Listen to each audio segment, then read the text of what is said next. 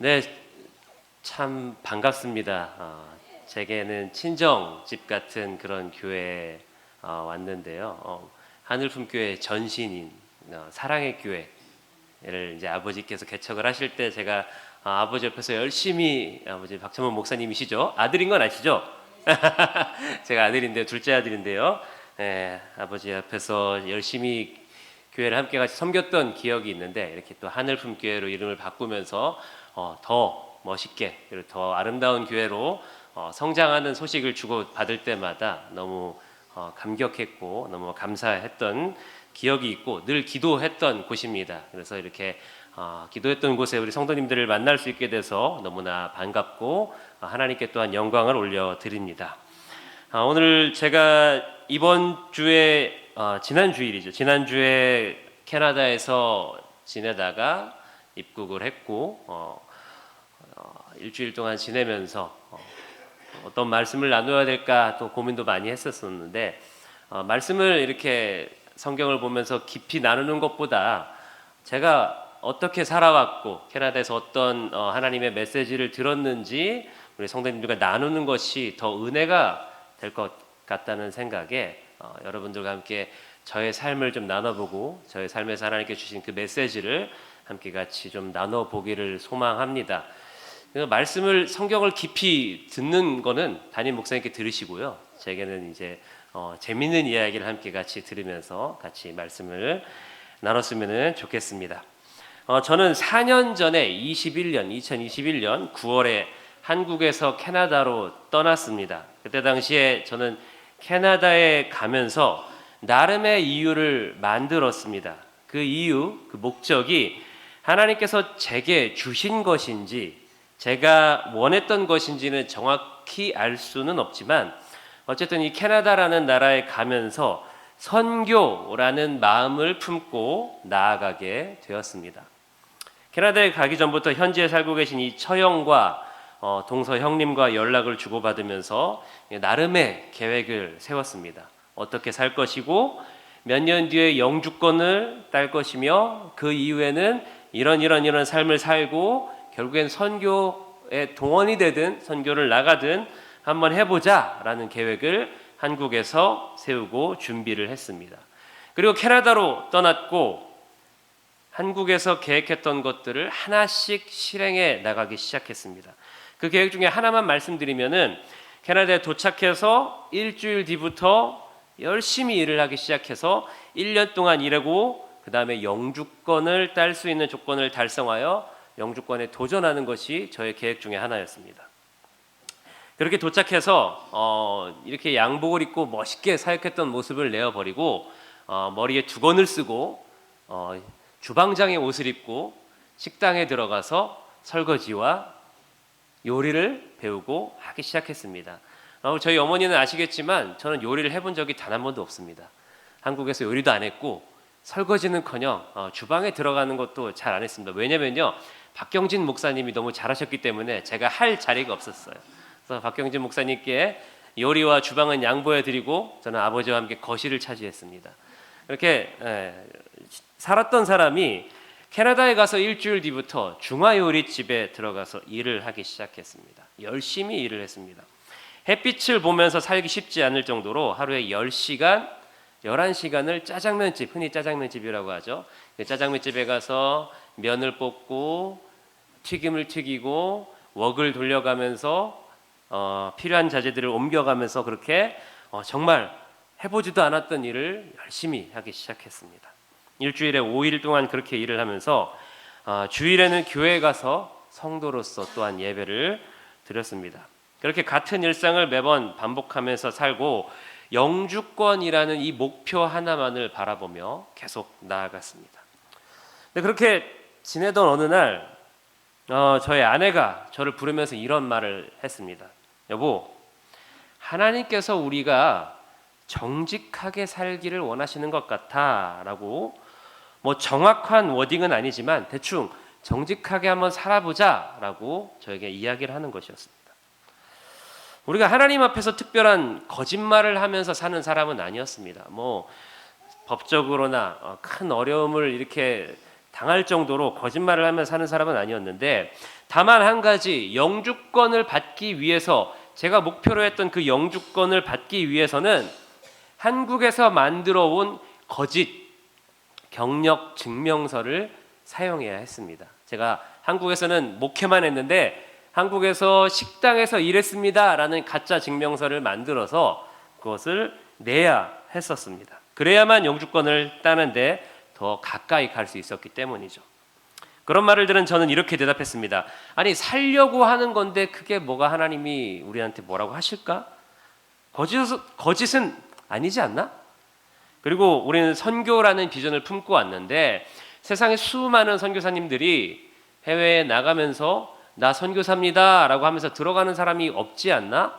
그럼 우리는 마찬가지 아닐까? 문제될 게 없다고 생각하는데 하나님도 이해하지 않으실까? 라고 대답하면서 저의 거짓된 상황을 합리화시키기 시작했습니다. 그렇게 아내에게 주신 하나님의 마음을 저는 무시했습니다. 그런데 제 아내는 기회가 될 때마다 제게 동일한 말을 하면서 혹시라도 부부싸움을 할까봐 굉장히 조심스럽게 저에게 그 이야기를 같은 마음을 기도할 때마다 주신다라고 했었습니다. 그런데 이 나중에 안 사실이지만 제 아내가 하나님께 이렇게 기도했답니다. 하나님, 남편은 제 말을 듣지 않습니다. 남편한테 직접 말씀하세요. 저는 말하지 못할 것 같아요. 하나님이 원하시면 하나님이 직접 말씀하세요 라고 그렇게 기도했답니다. 그런데 그 기도가 정확하게 응답이 됐습니다. 전혀 거리낌 없었던 어느 날 하나님께서 저에게 강력하게 불현듯이 그 메시지를 제 마음에 주셨고 강한 모처럼 제 마음에 박혀서 뺄 수도 없고 거절할 수도 없는 그런 지경에 이르렀습니다. 그래서 아내에게 이 사실, 여보, 하나님이 나에게도 동일한 메시지를 주셨어. 이제 우리는 하나님이 원하시는 대로 한번 실행해 나가야 될 수밖에 없을 것 같아 라고 이야기를 하고 둘이 머리가 터지게 고민을 했습니다. 우리가 정직하게 살 수 있는 길이 무엇일까? 이 캐나다에서 어떤 삶이 정직한 삶일까? 라고 고민했을 때 이 고민의 결과는 우리가 더 이상 식당에서 일하면서 사는 것이 아니라 떳떳하게 종교 비자를 받아 목사로서, 목회자로서의 삶을 사는 것이었습니다. 그런데 여러분, 종교 비자로 전환한다는 것은 무엇을 의미하냐면요, 영주권을 포기해야 함을 의미하는 것이었습니다. 잘 받을 수가 없어요. 물론 받을 수 있지만 규모가 큰 교회에 나가야지만이 영주권을 받을 수가 있습니다.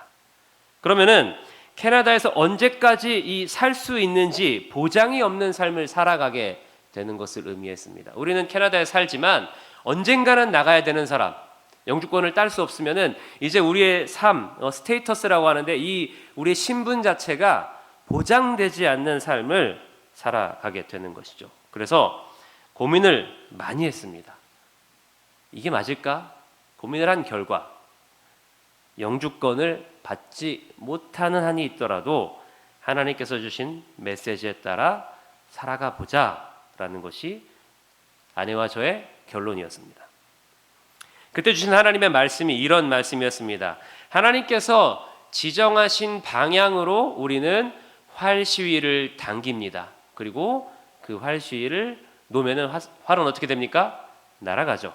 근데 이 활이 날아가서 관역에 맞고 안 맞고는 누구에게 달려 있습니까? 이제 하나님께 달려 있는 것입니다. 우리는요, 말씀하신 방향으로 활 시위를 당겨서 놓기만 하면 됩니다. 이제 내 손을 활은 떠났습니다. 이제 누구에게 달려 있습니까? 하나님께 달려 있는 것이 우리의 삶이다라는 것이 하나님께서 제게 주신 메시지였습니다.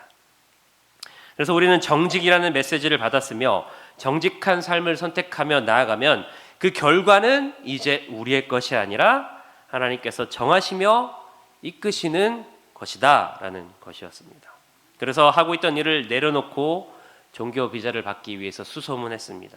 그런데 그 과정마저도 저의 노력이 들어가고 저의 계획이 들어가고 저의 의지가 들어가기 시작했습니다.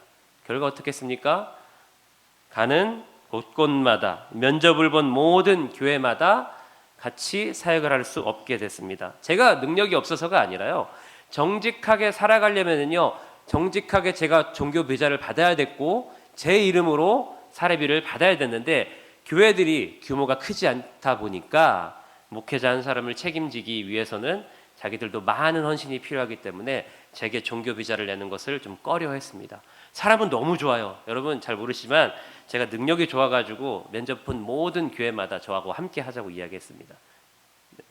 웃지 않으시네요. 네, 농담이에요. 네, 어쨌든 네 그런 상황이었는데 결과가 이렇게 좋지 않았기 때문에 이제 어떻게 할까라고 고민했을 때 우리는 하나님께서 원하신 대로 했지만 안 된다면 그냥 원래 살던 대로 살자라고 결정을 했습니다. 그렇게 나의 모든 노력을 내려놓았습니다.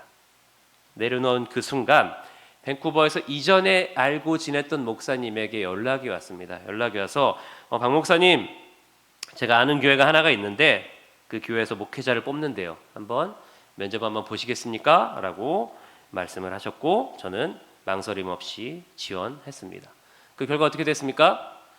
제가 이전에 면접봤던 모든 교회보다도 가장 하나님께서 좋고 모든 교회는 좋지만 어쨌든 제 기준에 제가 심지어 영주권을 받을 수 있는 조건을 갖춘 교회를 만나고 교회에서 너무나 흔쾌히 종교 비자도 내주시고 내가 거기서 사역할 수 있는 많은 장을 열어준 좋은 교회를 소개받고 사역을 하게 되었습니다.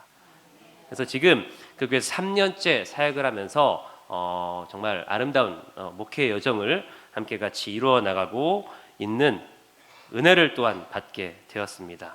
그래서 하나님께서는 남들처럼 화려하지는 않지만 평범하게 살 수 있는 것 자체가 하나님의 은혜라고 생각하고 더불어 하나님께서 생각지도 않았던 놀라운 선물, 저희 집에 막둥이까지 선물을 주시면서 하나님이 나와 함께 하시는구나 라는 것을 깨닫게 되었습니다.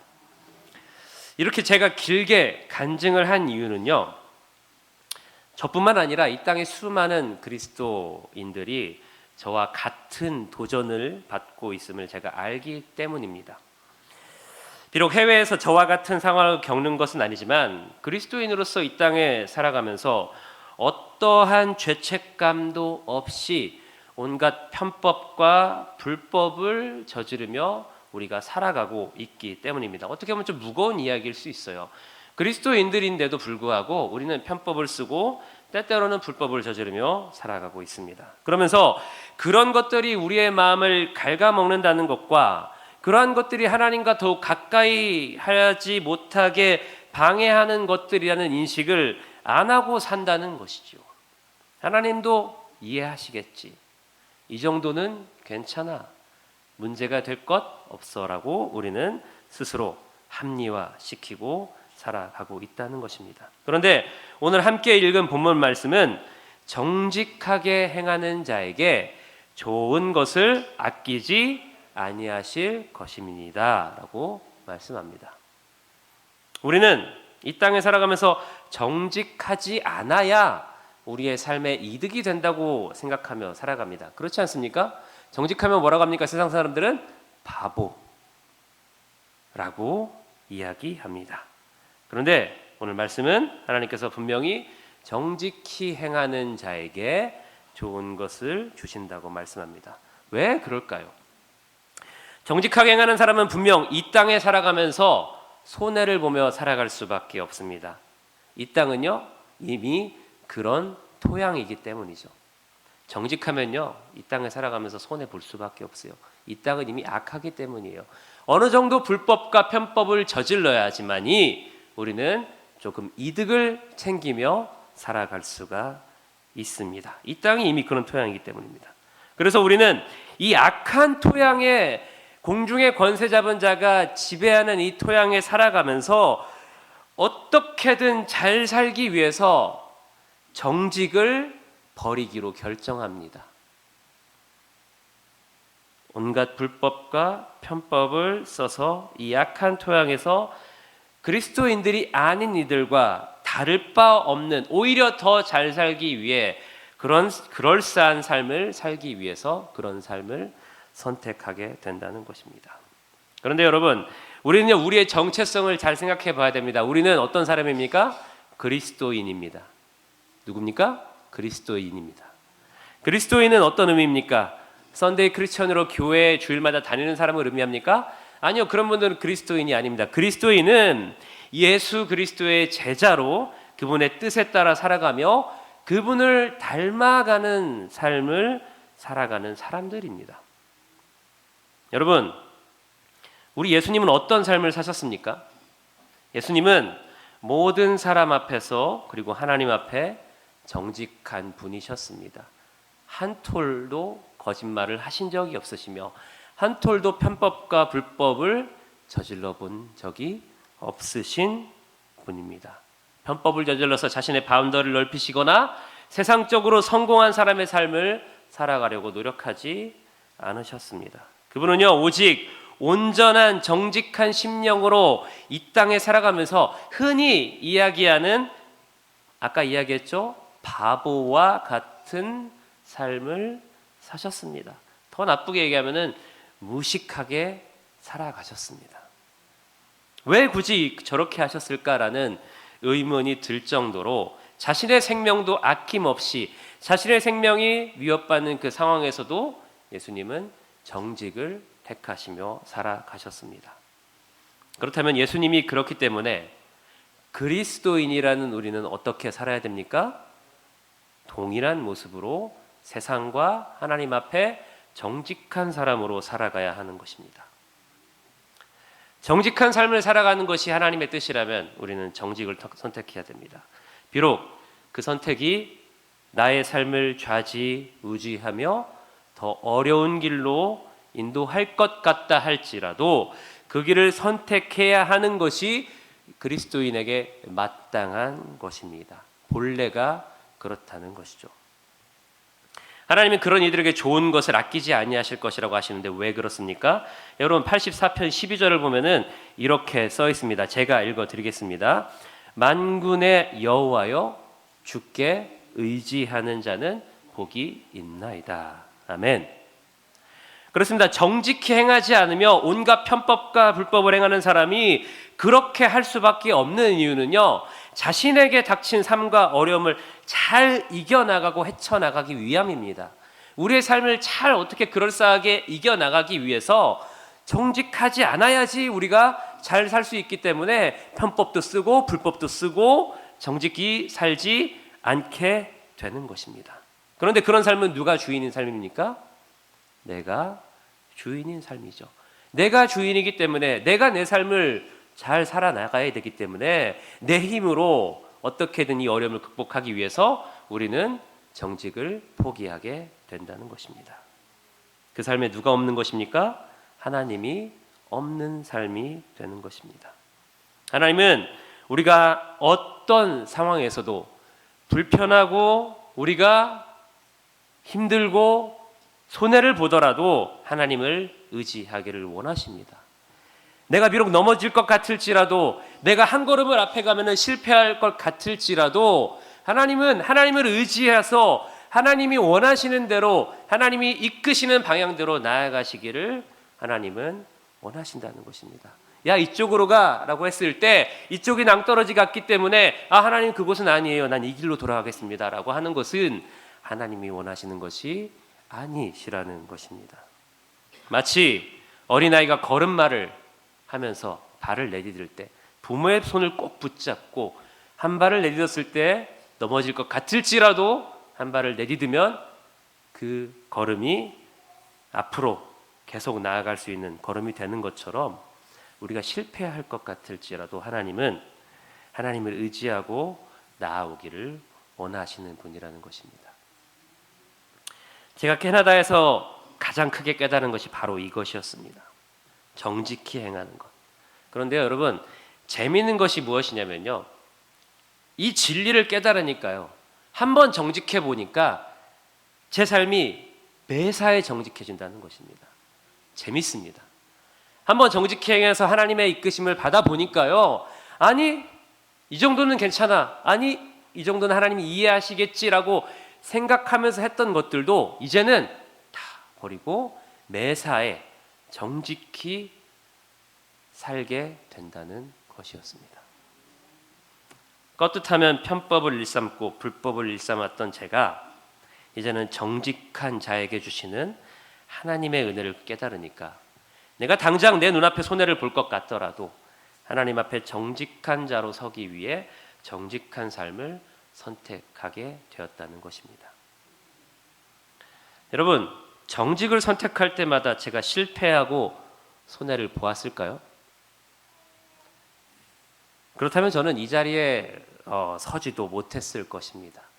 11절 말씀처럼 하나님은 제게 여전히 좋은 것을 아끼지 아니하시며 나의 인생의 결론이 가장 좋은 것으로 채워지고 있음을, 그런 삶을 살고 있음을 하나님께서 허락하고 계심을 느끼며 살고 있다는 것입니다. 많은 일이 있었습니다. 우리 부모님께도 말씀드리지 못할 정도로 힘든 일도 있었고 아내와 둘이 끙끙 앓았던 일도 있었고, 그렇지만 내가 정직을 선택했을 때만큼은 하나님께서 가장 좋은 것으로 채워주셨다는 것입니다. 이전의 제 삶은 참 찝찝한 삶이었죠. 그리스도인이지만 여전히 찝찝하게 뭔가 한쪽 구석이 당당하지 못한 그런 찝찝한 그리스도인의 삶이었습니다. 성도들에게 하나님의 말씀대로 살아야 됩니다라고 선포하면서도 저는 하나님의 말씀대로 살지 못하였고, 성도들에게 정직하게 살아야 됩니다라고 말씀을 전하면서도 저도 시시때때로 편법과 불법을 저지르며 살았었습니다. 그것이 제게 거리낌이 없었기 때문이죠. 근데 정직을 택하고 나니까 이제는 여러분들에게 누구에게도 당당하게 말할 수 있습니다. 정직하십시오. 정직하게 살아가십시오. 하나님 앞에 정직하십시오. 마치 저희가 처음 캐나다에 갔을 때 정직을 선포하며 메시지를 전달하셨던 그 목사님처럼 이제는 제가 다른 많은 분들에게 정직하게 살아야 함을 말씀하고 있게 되었다는 것입니다. 사랑하는 성도 여러분, 당장 내 눈앞에 펼쳐질 것만 같은 그 어려움 때문에 편법을 선택하고 불법을 선택하며 혹시 살고 계십니까? 혹시라도 남들에게 말하지 못하는 그 거짓이 우리의 삶에 있습니까? 손해를 볼 것 같기 때문에, 내 삶이 더 어려워질 것 같기 때문에 혹시 그렇게 살고 계시진 않습니까? 그렇다면 여러분, 오늘 제 말씀에 한번 도전을 받고 한번 정직을 선택해 보시기를 바랍니다. 분명히 하나님께서 하나님을 의지하며 그분에게 정직히 행하는 자에게 좋은 것을 어떻게 해요? 아낌없이 주실 것입니다. 여러분이 정직을 선택할 때 하나님은 분명히 좋은 것을 주시며, 여러분이 찝찝함을 버리며 당당한 그리스도인이 될 때 예수님처럼 똑같이 살아갈 수 없지만 그 예수님의 발끝만큼은 따라갈 수 있는 그런 진정한 그리스도인이 될 줄 믿으시기를 축원합니다. 마지막으로 하나님께 의지하는 자는 복이 있습니다. 내게 정직이 손해이며 어려움일 것 같을지라도 하나님을 의지하며 나아가실 때 우리에게 하나님께서 함께 하시는 복이 있을 줄 믿으시며 오늘부터 한번 정직을 결정하며 한번 해보세요. 살아가 보시는 저와 여러분이 되길 주님의 이름으로 축원합니다.